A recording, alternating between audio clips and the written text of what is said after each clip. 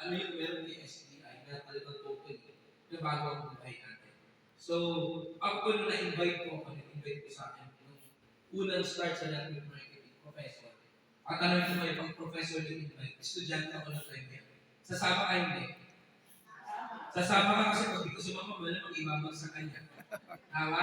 So wala akong choice. Gulat po ako, mas maraming bang tao, nagpunta ko yung parang head office. Sobrang dami ako, nagpapalakpakan, excited lahat, masaya lahat. At ang lahat ng tao nakikita ko, nalilisik ang mga gusto mo yumaman. Sabi ko, bakit ano ito napuntahan ko? Tapos nagtatanong yung speaker, sino gusto mo yumaman? Tama, para ngayon, sino gusto mo yumaman? Taas ang kamay! Sabi ng speaker, sabi ko, parang sa loob ko ng time na invite mo ko, parang 20 pesos na yun naman ang bulsa ko. Noong time na yun, tapos gusto mo yumaman. Pakanda ng distortion, I was culture shock sa ganitong klase ng industry. So, nung unang upo ko, nakulintihan kasi sinabi, iyaman ang bago buhay. Then, pakanda ng distortion, ipokit ako ng joy.